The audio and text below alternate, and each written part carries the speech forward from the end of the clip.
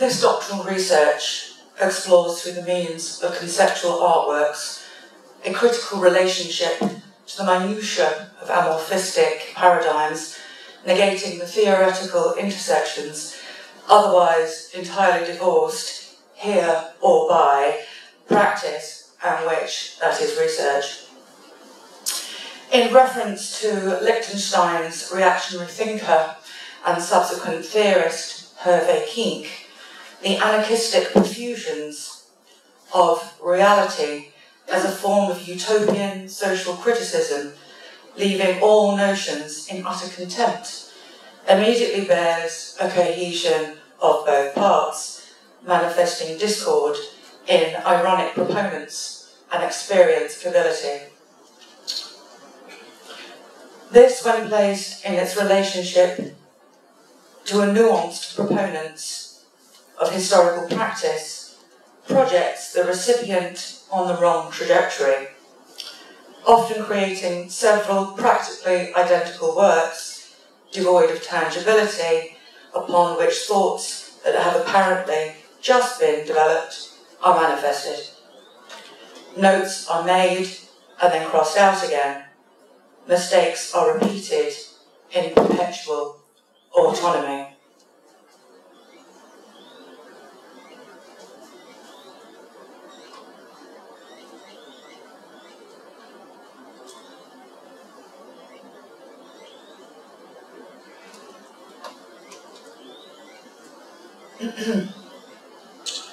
The conceptual artwork is thus given improper function.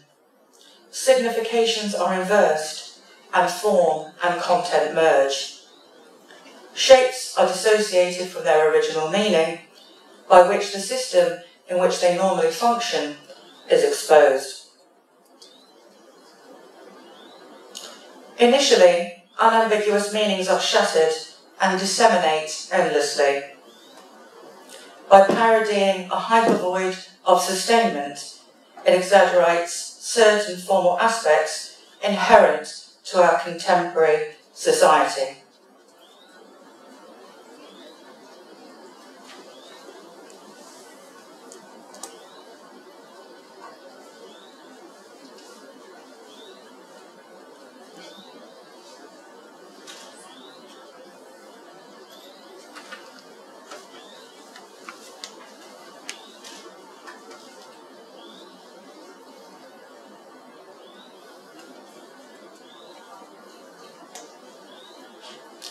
This dichotomy creates works in which the actual event still has to take place or has just ended.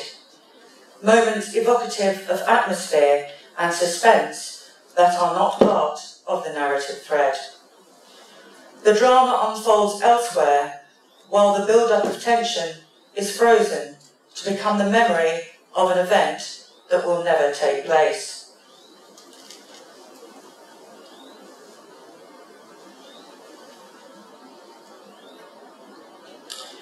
Anecdotal span of quasi-locus throughout Western Europe in April 1985, extracted from the rationale of Kink's Meditations on a Spherical Notoriety of Waitresses, concedes a compactness of topological fault, obviousness, and mental inertia.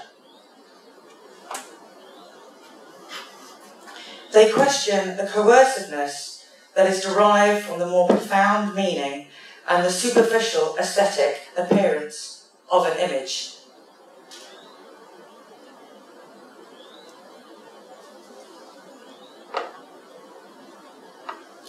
By manipulating the viewer to create confusion, it distinguishes anonymity in self-portraits. By rejecting an objective truth and global cultural narratives, the work generates diversive and inexplicable meanings. Associations and intellectual schisms collide. Space becomes time, and language becomes image.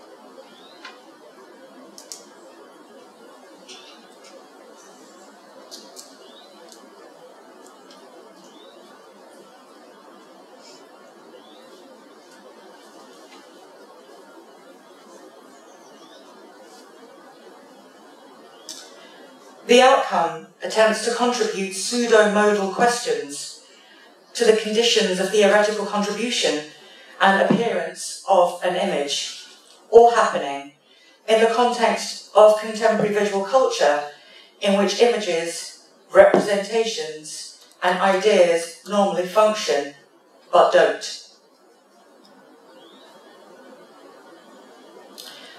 By studying sign processes, signification and communication of the intricaticality of compactness, as ideological argument from Weinerstrauss's Compendium of Derision attest, the purpose of writing approaches a broad scale of subjects in a multi-layered, limited way, involving its audience in a way that is sometimes physical, but following function in practice in the following taxonomy.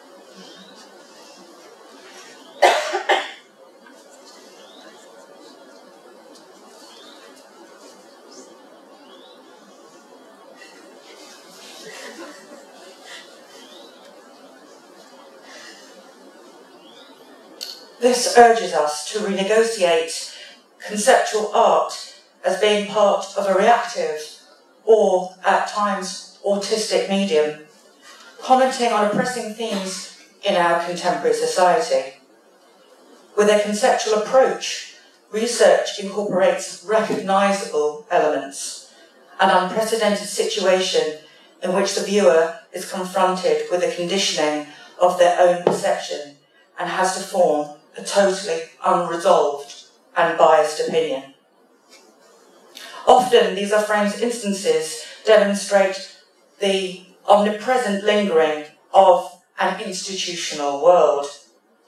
With post-colonial theory, as well as the avant-garde, or the postmodern, and the left-wing democratic movement as a form of resistance against the logic of the capitalist market system. This clearly demonstrates a new path of thinking, how life extends beyond its own subjective limits and often tells a story about the effects of binaries we continually reconstruct between self and other, between our own cannibal and civilized selves.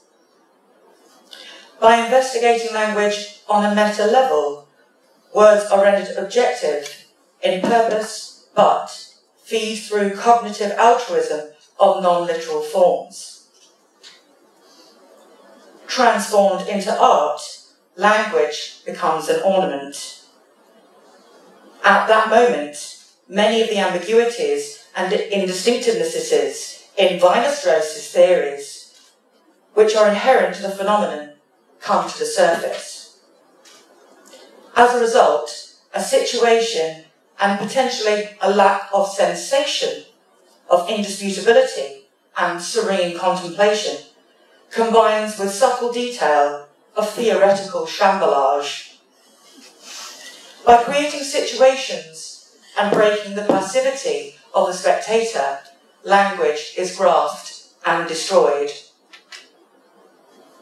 Focus is concluded on the inability of communication, which is used to visualize reality, the attempt of dialogue, the dissonance between form and content, and the dysfunctions of language. In short, my practical output are on the one hand touchingly beautiful, and on the other painfully attractive. However, they are ultimately symbiotic to a fundamental criticality, embracing a lack of clear reference and subjective construction to the field. Thank you.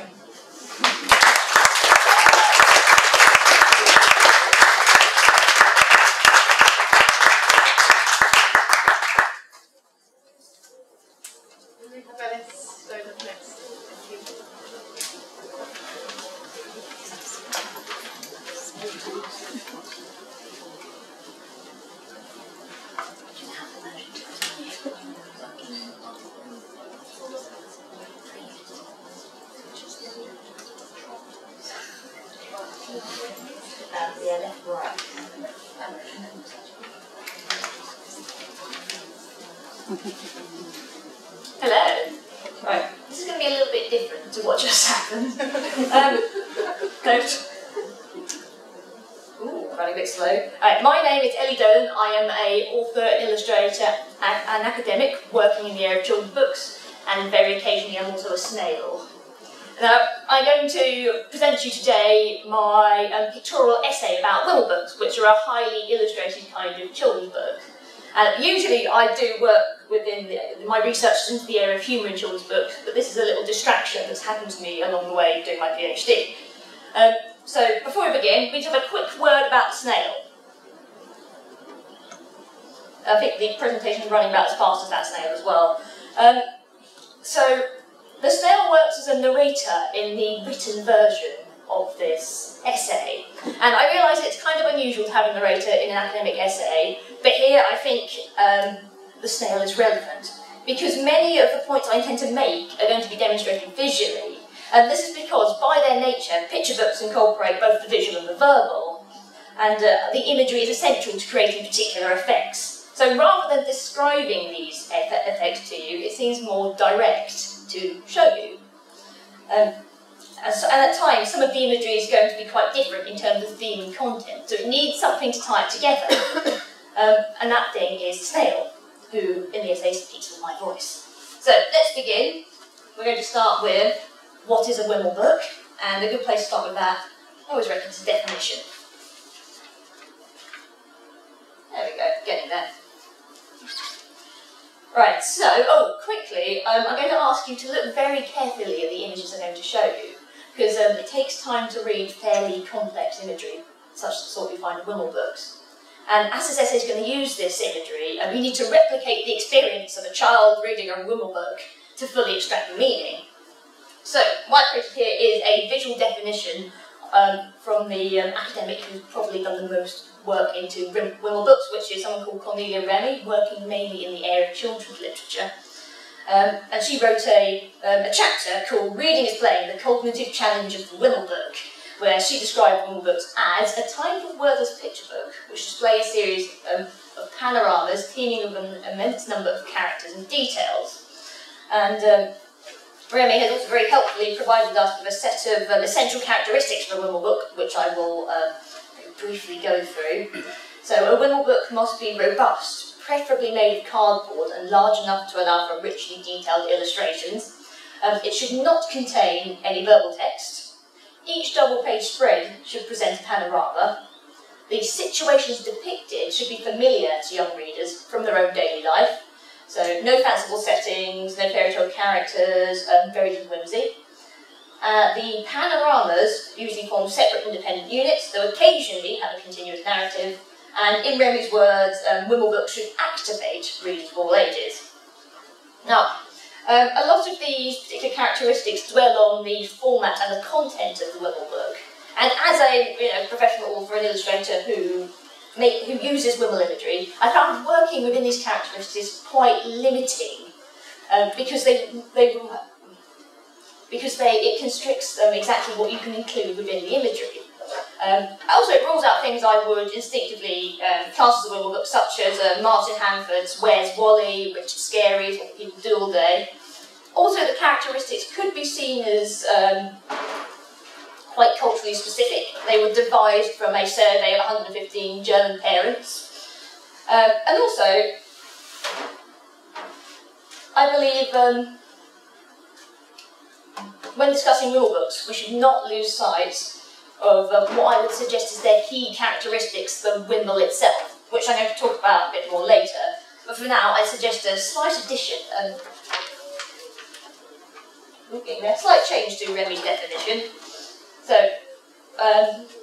I revisited Remy's characteristics, put them to one side, and removed the word wordless from the definitions. So I would define Wimble books as a type of picture book which displays a series of panoramas teeming with an immense number of characters and details. And I believe this allows the maker a lot more freedom in terms of the content and the structure of the imagery. So I've included words which, in their work, which Nicola Graham Scott would describe as the unique characteristic of the picture book as an art form that combines the two levels of communication, the visual and the verbal. I've also not limited the kind of content, so I'm perfectly happy with any fairy tale references, any kind of fanciful imagery, and also I've included speech bubbles for that extra level of communication. Now, other academics also don't necessarily agree entirely with Remy's definition, though it is probably the most accepted. But I think there is a shared factor that unites types of books that concerns these academics, and also describes my motivation as a maker for using Wimble imagery, which is the Wimble. And to describe that a little bit more, we're going to follow the snail on a trip to the library. So the word Wimble book comes from the German word Wimmelbuch. And we can break that down into two things. The first word, Wimmeln, which is a verb meaning to teem, like a pond full of fish might teem. And there is a little spelling mistake here. That should be the German spelling of book in bold, which is B-U-C-K, book, which is of course book. So it translates as teeming book. And it's this teeming nature, the immense amount of characters and details, as Remy would describe it, which I think is the key feature of these books. So having a huge number of characters doing a variety of things in an expansive and detailed setting can convey a substantial range of information to the reader in a single page, much more than through the more simpler kind of imagery you normally associate with picture books. But through this high level of detail, a Wimble book can offer a depth of understanding of a fictional world, and so the characters and the narratives occur within it, which is what makes it a unique way of working. And it's the saturation of information that can be found in all images with enough teeming detail, not just those associated with children's books. And if we follow the snail, we can look at an example from art history. This is the Garden of Earthly Delights by Hieronymus Bosch, who was a Dutch painter working in the 1500s, one of my particular favourites. So looking at this painting, we can see through the rich detail that Bosch encourages the viewer to explore the image, make connections, and it could be said that it allows the viewer to go back and find something new when they revisit the image. And it's this effect that the imagery has on the reader, brought about by its Wimmeln nature, that I believe needs to be key to the definition. Now, this does still leave me with unanswered questions. I have to ask myself, does a book have to be entirely made up of imagery to be a Wimble book? And perhaps Remy's definition is so widely accepted there's no point redefining it now. So taking this into account, and for the purposes of this essay, I'm going to refer to Wimble books that include one or more of these Wimble images, as I defined in my visual definition, as having Wimble book characteristics, and it's only right to celebrate it with a brief drinks party. Now, and this also shows examples of books which have that kind of teeming imagery, but don't necessarily fit into a strict set of characteristics. This brings us to part 2 of this essay, which is Wimble books, what are they good for? Now that I've defined the characteristics, I want to talk about what a picture book maybe can actually use them for. So, for instance, you can add purpose to the reader's exploration of detail by giving them an objective, so creating a game or a puzzle. So here in this picture of an anthill, it becomes a search and find game and you're asked to look for the missing queen. But using exactly the same imagery, you can show in detail how complex structures interconnect, which can be very useful for non-fiction books. So by including a bit of different information, you can understand the structure of an anthill and how it all connects together. What I want to demonstrate in more depth is how Wimble book characteristics can be used in visual storytelling. I believe their greatest strength within a narrative picture book is their utility in creating intricate, immersive and fully formed worlds. And to have a bit more of a look into that, we need to go to a strange and foreign place. So, as much as you can, in quite detailed image, please have a look and see if you can find who or what lives in this city, what are their houses like, what they eat, what they worship, who's in charge, are there any conflicts, do they play any games. All of that information should be available in this image and shows how the maker can use a Wimble image to create an expansive, fully formed setting using just the one image. And for me, such a detailed setting begs to have a story woven around it, because it makes the narrative more immersive and convincing while adding depth and understanding to the characters and situations within it. Nicola Lever and Scott say that setting can convey narrative time, for instance by changing seasons. It can enhance characterisation, suggest a mood, or add detail not mentioned in the text. And in this particular case, I've used the setting to set the mood and characterisation of these characters, who are beginning to flee. But to tell their story just using Wimble imagery could be limiting, so I would suggest a mixed methods approach, which is what I've been using to communicate with you throughout this essay. Sometimes in a picture book, you need to vary the pacing. Salisbury defines pacing as the rate at which the story unfolds, and can be controlled by changing the viewpoint, varying the size of images, and altering the actual design of the page. So if you need a period of intense action, you can intersperse Wimble images with comic-style panels, much like these, which creates a sense of fast-moving action and builds the tension. Then you can dramatically change that pacing with a switch back to a Wimble image to release that tension. As you can see here, and perhaps noticed with the other Wimble images I've shown you, is that they tend to slow the pacing because they invite the reader to linger and explore the detail. But then if you need a big dramatic moment, a turning point in the narrative, or a pause, then you can include a much emptier double-page spread, because it focuses our attention to the relationship with the figure rather than the action of the figure rather than the relationship to the setting, as Noble would say. So this should demonstrate if you intermingle Wimble images with other methods of visual storytelling, they can enhance the narrative while not losing the storytelling ability of the Wimble image itself. Now, another advantage of using Wimble imagery is that it allows the maker to include subplots and asides amongst the detail that exists independently of any central narrative. So I don't know if anybody's managed to follow the chase of the Robocop and the unicorn throughout this essay, because I've been cultivating my own subplot, which we'll recap on briefly. So it begins here, back at the visual definition, where Robocop pulls over the unicorn party bus, suspicious that they may be carrying fairy dust, and one unicorn decides to flee, perhaps guilty.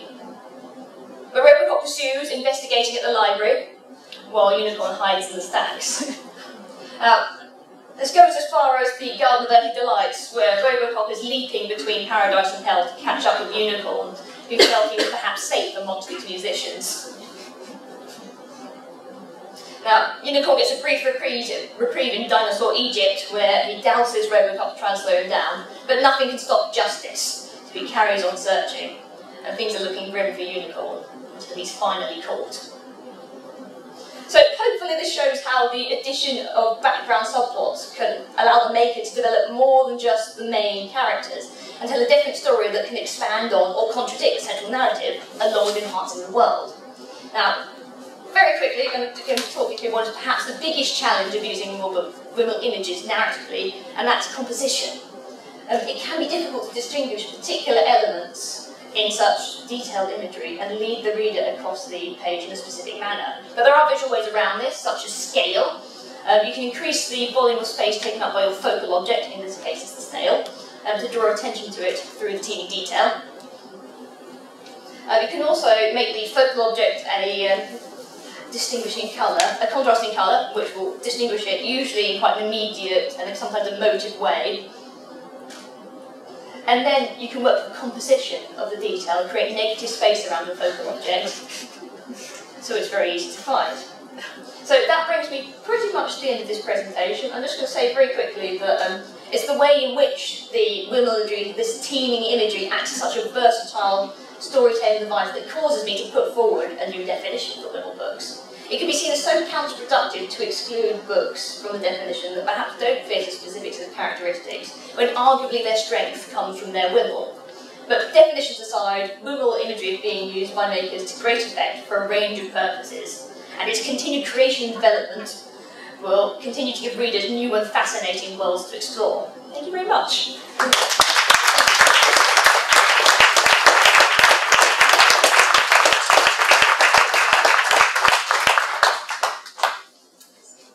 We've got 10 minutes for questions before we stop for a break. Does anyone want to kick off? Yes, would you like to come back to the front? Sorry.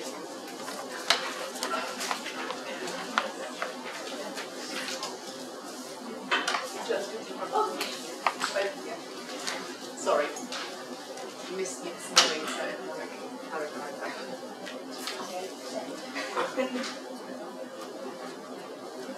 Okay. Yeah, just a comment to Gemma. Thank you, Gemma, for answering the question that I put forward to, what was it, Mark earlier on. So thank you. Thank you. It's clear for me now. So what was your question? Is there a difference between female and male human? And how they went about distinguishing that when they created the exhibition?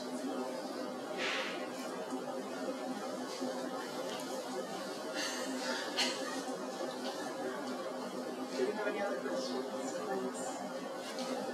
I just wanted to ask Gemma, it wasn't a specific event that precipitated that performance, or was it sort of a slow burn kind of research went into it?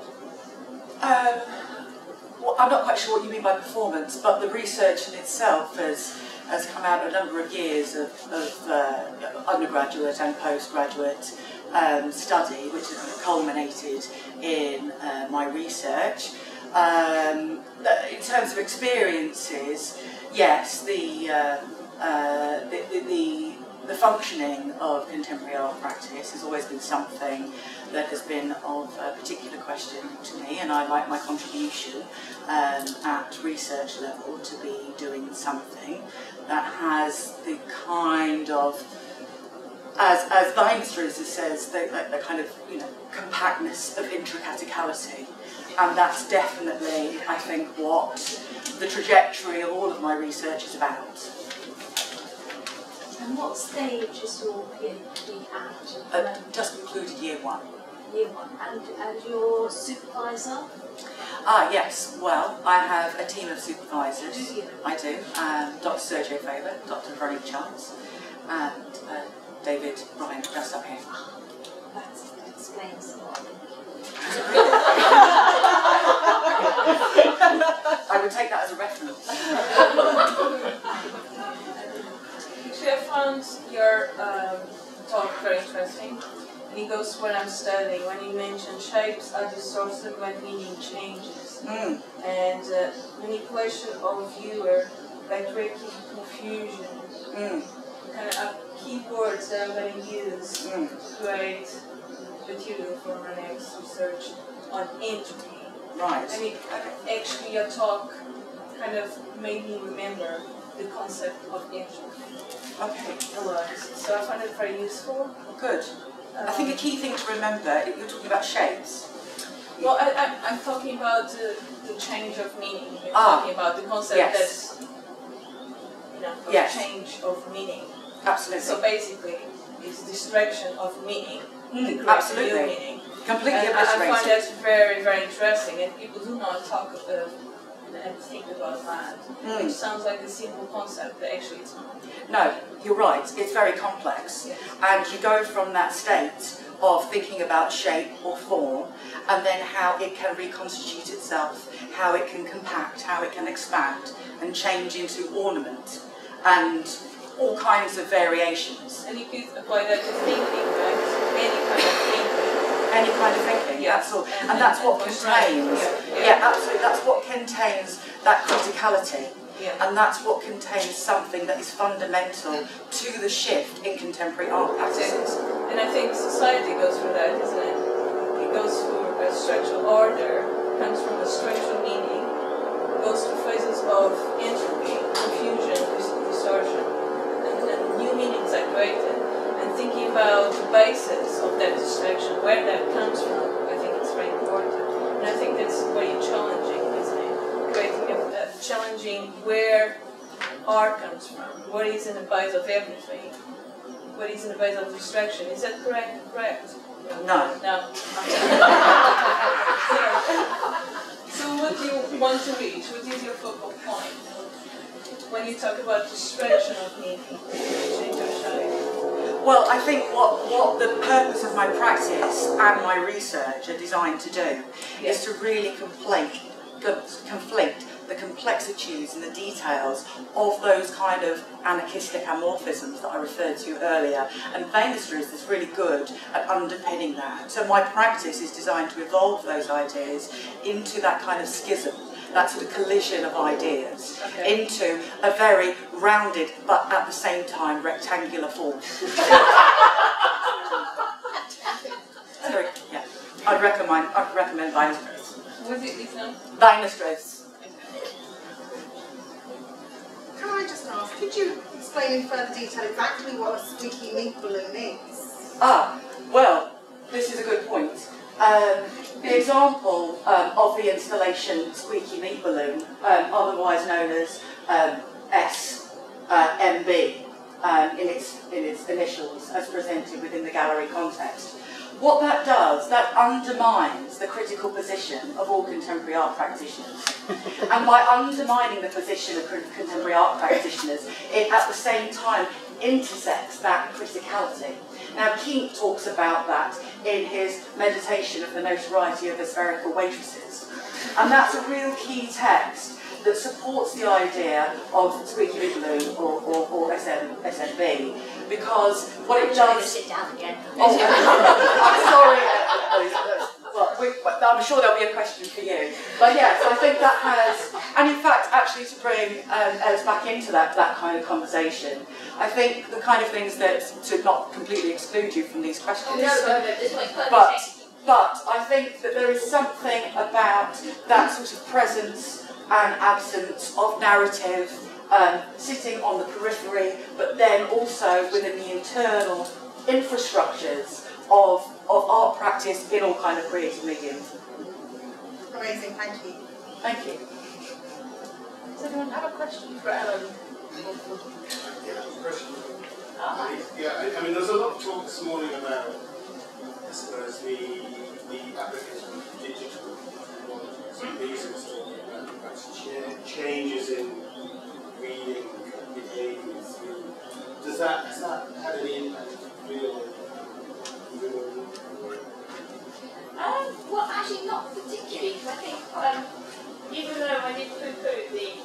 you know, the book is an artifact a little bit within the presentation. I think actually it's one of the more appealing things about it. So if you take, for instance, a Where's Wally book, if that means anything to anyone. There's something nice about being able to, you know, open this big book, see this huge expanse of imagery and search it. Whereas if it was on a tablet and it was, you know, usually quite small format, and even if you can zoom in and look around, you just don't get the same reading experience. I think there's something very unique about the physical book.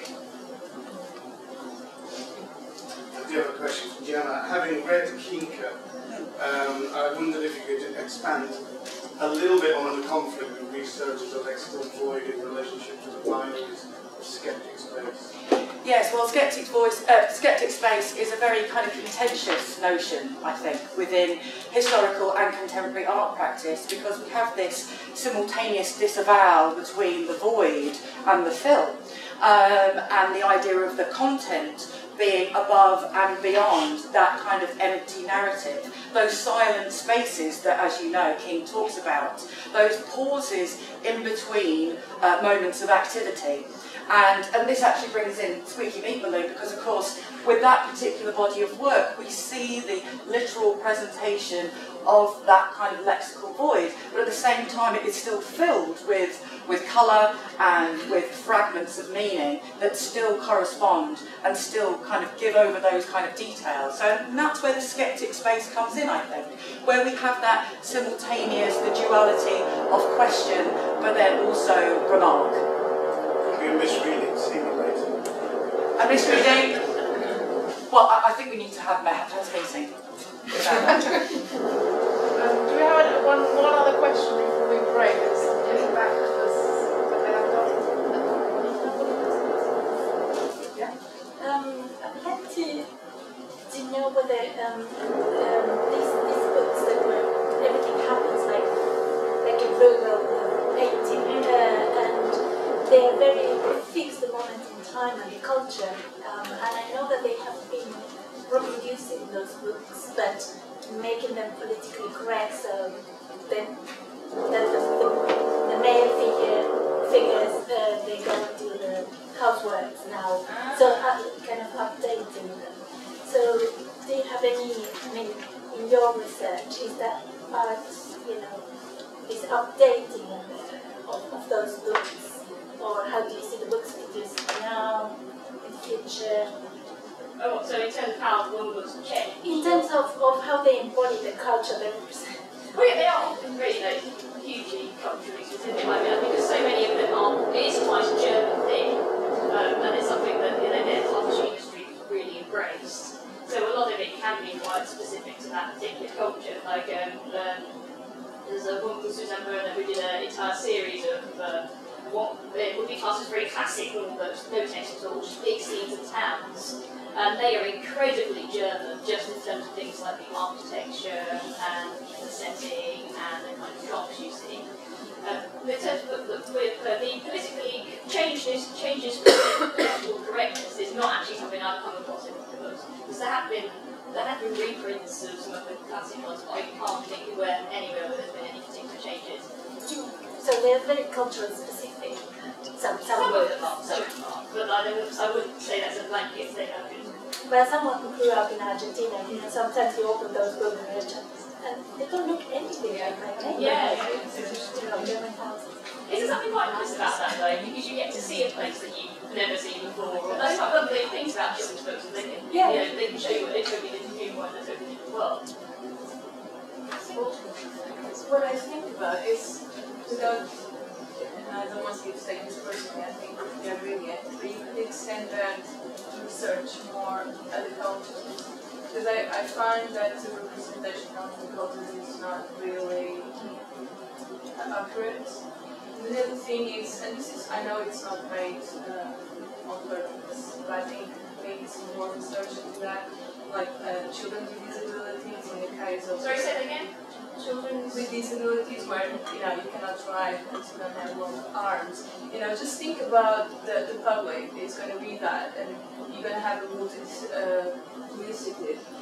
Many people are going to have different kind of backgrounds. There's a totally valid. And I don't take that personally. No, I'm not taking that. It's just because I work in disability, I spot it. And I'm sure many people wouldn't, but then if a child with disability would read that, you would spot it. You would what, sorry? Spotted it. Spotted it, yeah.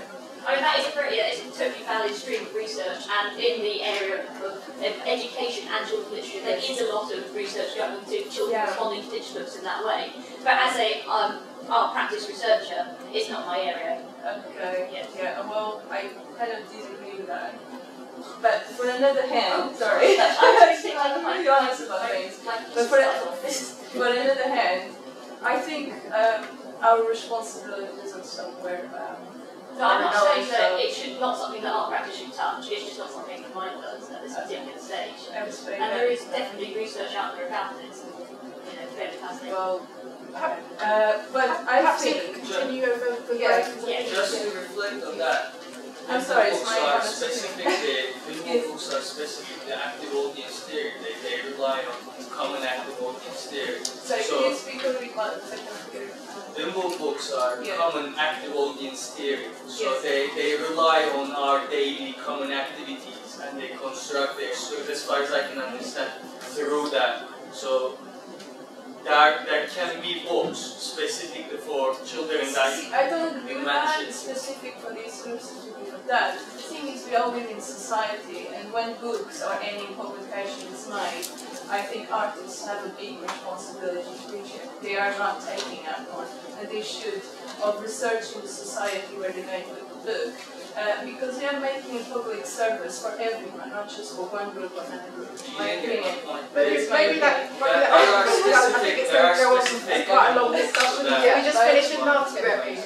So I was just trying to come back to your point. Did I understand correctly? You were saying that perhaps Ellie should have not included the joke about the dinosaurs. No, I'm not saying that. I'm saying I'm making a constructive critique that maybe she could turn that another way. Okay, let's break. Sorry. I didn't manage to say what I wanted to say. Okay. Carry on. But because you basically reading the wrong way, I said I think it's look as bigger potential. Can you? I think we need to take a break now. Yeah. We can continue this during break.